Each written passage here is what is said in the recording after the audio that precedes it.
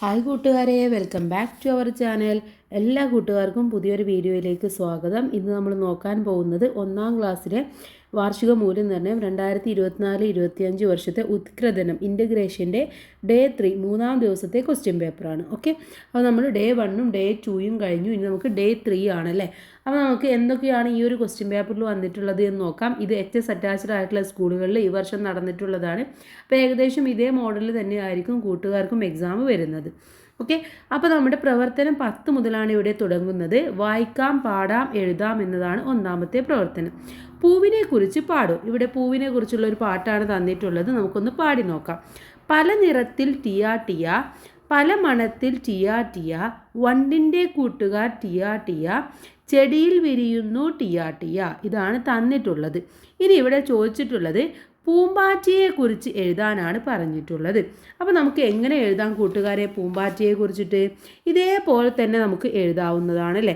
ആദ്യം നമുക്ക് എന്തെഴുതാം? പല നിറത്തിൽ ടിയ ടിയ എന്ന് എഴുതാം അല്ലേ. പല നിറത്തിൽ എന്തുണ്ട്? പൂമ്പാറ്റകൾ ഉണ്ട്. അപ്പോൾ നമുക്ക് പല നിറത്തിൽ എന്ന് എഴുതി കൊടുക്കാം.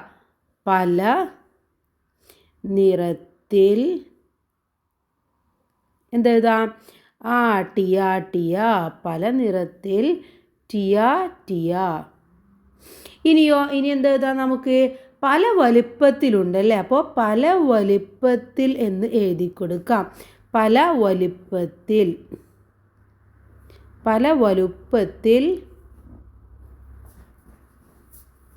ടിയ ടിയ. ഓക്കെ, ഇനിയോ പൂവിൻ്റെ കൂട്ടുകാർ എന്ന് എഴുതി കൊടുക്കാം. പൂവിൻ്റെ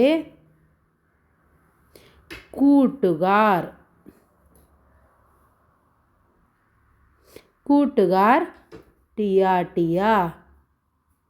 ഇനി എന്തെഴുതാം? ചെടിയിൽ നിന്ന്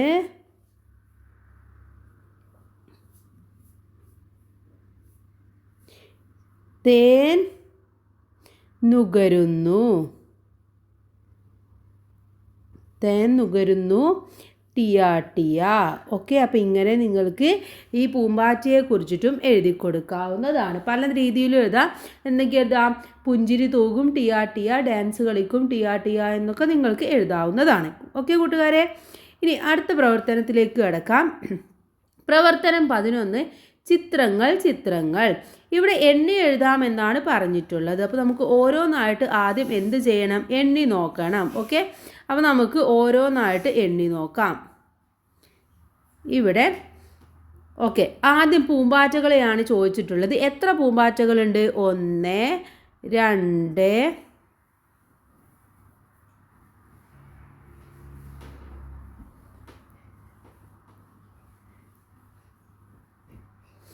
ഓക്കെ 1. ഇവിടെയോ? ഇവിടെ എത്തിയപ്പോൾ ഇവിടെ ഒരെണ്ണം ഉണ്ട് അല്ലേ. അപ്പോൾ ഇവിടെ 2. അതേപോലെ തന്നെ എവിടെയാണ്? 3 4 5 6 7. അപ്പോൾ എത്ര പൂമ്പാറ്റകളാണ് കൂട്ടുകാരെ ഉള്ളത്? 7 പൂമ്പാറ്റകൾ. ഇനി പൂക്കൾ എത്ര എണ്ണം ഉണ്ടെന്ന് എണ്ണി നോക്കൂ. 1 2 3 4 5 6 7 8 9 10 11 12. അപ്പോൾ പൂക്കൾ എത്രയാണ്? 12. ഇനി നക്ഷത്രങ്ങളോ? 1 2 3 4 5 6 7 8 9 നക്ഷത്രങ്ങൾ ഉണ്ട്. അപ്പോൾ പൂമ്പാറ്റകൾ 7 എണ്ണം, പൂക്കൾ 12 എണ്ണം, നക്ഷത്രങ്ങൾ 9 എണ്ണം. ഇനി ചിത്രങ്ങളുടെ എണ്ണം ചെറുതിൽ നിന്നും വലുതിലേക്ക് എഴുതാനാണ്.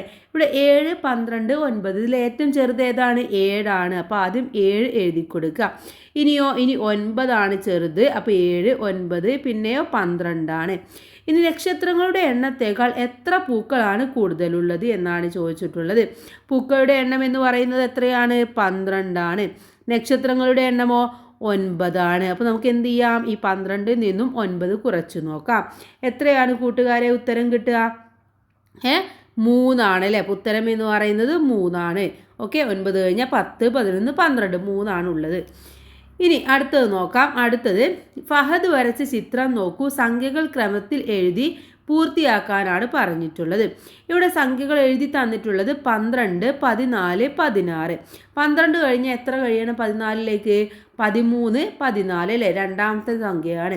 14 കഴിഞ്ഞാൽ 15 എഴുതിയിട്ടില്ല, 16. അപ്പോൾ 16 കഴിഞ്ഞാൽ നമ്മൾ എങ്ങനെ എഴുതും? 17 എഴുതണ്ട, അതിനടുത്ത സംഖ്യയായ 18 എഴുതി കൊടുക്കും. ഇനി 18 കഴിഞ്ഞാൽ 19 എഴുതണ്ട, പിന്നെ നമ്മൾ 20 എഴുതും. 20 കഴിഞ്ഞാലോ 21 എഴുതണ്ട, 22 എഴുതി കൊടുക്കും. 22 കഴിഞ്ഞാൽ 23 എഴുതണ്ട, 24 എഴുതി കൊടുക്കും. അപ്പോൾ 12, 14, 16, 18, 20, 22, 24 ഇങ്ങനെയാണ് നമ്മൾ എഴുതേണ്ടത്. ഇനി അടുത്ത ചോദ്യത്തിലേക്ക് കടക്കാം. ഇവിടെ പ്രവർത്തനം 12 ഇഴയൻ പുഴുവാണ്. പട്ടിക പൂർത്തിയാക്കാം. എന്താണ് പട്ടികയിൽ എഴുതേണ്ടത്? കാലില്ലാത്തവ, 4 കാലുള്ളവ, 6 കാലുള്ളവ, ഒത്തിരി കാലുള്ളവ, ഇതാണ് തന്നിട്ടുള്ളത്. ഇവിടെ കുറേ ചിത്രങ്ങളും തന്നിട്ടുണ്ട് അല്ലേ. അപ്പോൾ ഇതിൻ്റെ അടിസ്ഥാനത്തിൽ നമുക്ക് ഇതൊന്ന് എഴുതി നോക്കാം. ഇതിൽ കാലില്ലാത്തവ ഏതൊക്കെയാണ് കൂട്ടുകാരെ? കാലില്ലാത്തവ പാമ്പും ഒച്ചുമാണ് അല്ലേ. അപ്പോൾ നമ്മൾ ഇവിടെ എന്ത് എഴുതും? ഇവിടെ പാമ്പ്, അതുപോലെ തന്നെ ഒച്ച്, ഇത് രണ്ടും എഴുതി കൊടുക്കുക. ഇനി 4 കാലുള്ളവ ഏതൊക്കെയാണ്? 4 കാലുള്ളത് ഒന്ന് പശു അല്ലേ. അപ്പോൾ നമുക്കിവിടെ പശു എന്ന് എഴുതി കൊടുക്കുക, പശു. പിന്നെന്താണുള്ളത്? മുയൽ, മുയൽ. പിന്നെയോ അത് കഴിഞ്ഞാൽ നായ, നായക്ക് 4 കാലാണ്, നായ. പിന്നെയോ നായ കഴിഞ്ഞാൽ തവള, തവളക്കും 4 കാലാണ്. അപ്പോൾ ഇവിടെ തവള എന്നും എഴുതി കൊടുക്കുക. അപ്പോൾ 4 കാലുള്ളവയിൽ പശു, മുയൽ, നായ, തവള ഇതൊക്കെയാണ് വരുന്നത്. ഇനി അടുത്തത് 6 കാലുള്ളവയാണ്. 6 കാലുള്ളവയിൽ ഏതൊക്കെ വരും? ഒന്ന് വരും നമ്മുടെ തേനീച്ച വരും അല്ലേ. അപ്പോൾ ആദ്യം നമുക്ക് എന്ത് എഴുതാം? തേനീച്ച എന്ന് എഴുതാം, തേനീച്ച, തേനീച്ച. ഇനി എന്തൊക്കെ ഉണ്ട്? തേനീച്ച മാത്രമാണോ? തേനീച്ച മാത്രമല്ല, ഉറുമ്പുണ്ട്. അപ്പോൾ ഇവിടെ ഉറുമ്പ് എന്നും എഴുതി കൊടുക്കുക, ഉറുമ്പ്. ഇനി ഒത്തിരി കാലുള്ളവ ഏതൊക്കെയാണ് കൂട്ടുകാരെ? ഒത്തിരി കാലുള്ളത് ഒന്ന് 8 കാല്. ഓക്കെ, ഏതാണ് 8 കാല്? അപ്പോൾ ഇവിടെ 8 കാല് എന്ന് എഴുതി കൊടുക്കുക, 8 കാല്. ഇനി 8 കാല് മാത്രമാണോ? അല്ല, എന്തുണ്ട്? അട്ടയുണ്ട്, അട്ട. ഇനി പഴുതാരയുണ്ട്, അപ്പോൾ പഴുതാര. പിന്നെ എന്തുണ്ട്? പിന്നെ ഞണ്ടുണ്ട്, അപ്പോൾ ഇവിടെ ഞണ്ട് എന്നും എഴുതി കൊടുക്കുക. അപ്പോൾ ഇങ്ങനെയാണ് നിങ്ങളിത് എഴുതേണ്ടത്. അപ്പോൾ ജീവികളുടെ പേര് എഴുതാൻ കൂട്ടുകാർക്ക് അറിഞ്ഞിരിക്കണം. ഓക്കെ, ഇനി അടുത്ത ചോദ്യം നോക്കൂ. ഫഹദ് വരച്ച ജീവി ഏത് ഇനത്തിൽ പെടും എന്നാണ് ചോദിച്ചിട്ടുള്ളത്. ഫഹദ് വരച്ചിട്ടുള്ളത് എന്താണ്? ഒരു പുഴു പോലെ അല്ലേ, കാറ്റർപില്ലറിനെയാണ് വരച്ചിട്ടുള്ളത്. അത് ഏത് ഗണത്തിലാണ് പെടുക? ഒത്തിരി കാലുള്ളവയിലാണ് പെടുന്നത്, ഒത്തിരി കാലുള്ളവയിൽ, ഒത്തിരി കാലുള്ളവ. ഓക്കെ, ഇനി അടുത്ത ചോദ്യം നോക്കാം. 13ാമത്തേതാണ്. പട്ടിക പൂർത്തിയാക്കൂ എന്നതാണ് അടുത്ത ചോദ്യമായിട്ട് വരുന്നത്. ഇവിടെ കുട്ടിയുടെ പേര്, കിട്ടിയ മിഠായി, തിന്ന മിഠായി, വീട്ടിൽ കൊണ്ടുപോയ മിഠായി, ഇത്രയുമാണ് തന്നിട്ടുള്ളത്. ഓക്കെ, ഇതിൽ ഒന്നാമത്തെ ഋതികയാണ്. ഋതികയ്ക്ക് 15 മിഠായി കിട്ടി, അതിൽ 5 മിഠായി തിന്നു. വീട്ടിൽ കൊണ്ടുപോയ മിഠായി എത്രയായിരിക്കും? നമ്മൾ എന്ത് ചെയ്യണം? 15ൽ നിന്നും നമ്മൾ 5 കുറക്കണം. എത്ര കിട്ടും? 15ൽ നിന്നും 5 കുറച്ചാൽ 10 കിട്ടും. ഇനി 20 മിഠായി കിട്ടി, അതിൽ 12 എണ്ണം കഴിച്ചു. അപ്പോൾ 20 മൈനസ് 12 എത്രയാണ് കൂട്ടുകാരെ?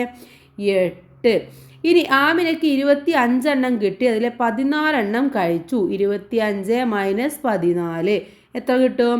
11. ഓക്കെ, ഇനി രാജിക്ക് 15 എണ്ണം കിട്ടി, അതിൽ 9 എണ്ണം കഴിച്ചു. 15 മൈനസ് 9 6.